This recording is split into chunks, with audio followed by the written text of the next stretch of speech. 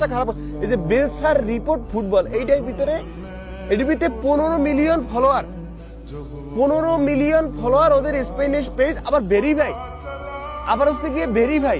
এর ভিতরে গিয়ে খুঁজে তারপর কি করছে, মার্টিনেজ বলতেছে এবার এই ছবিটা ছাড়ছে, এই যে পা ধরার ছবিটা ছাড়ছে।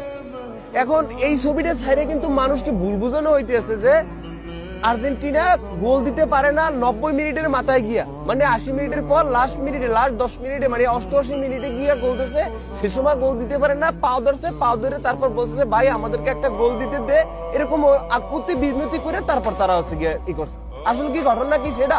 ঘটনা হয়েছে যে এই যে প্লেয়ারটা, লাল যে প্লেয়ারটা, চিলির যে প্লেয়ার, এই যে জোতা, এ হালা কি করছে, ও আগে ল্যাং মারছে, ও ল্যাং মারিয়ে চলে গেছে। তারপর আর্জেন্টিনার প্লেয়ার সে চিন্তা করছে কি তুই তো যাইতেছিস, ল্যাং তো মারে গেলি, এটা তো আম্পায়ার তো দেয় নাই, মানে রেফারি তো দেয় নাই, এটার ফাউল হইবে না, লাল কার্ড হইবে না, হলুদ কার্ড তো কিছু হইবে না, তোর পা ধরে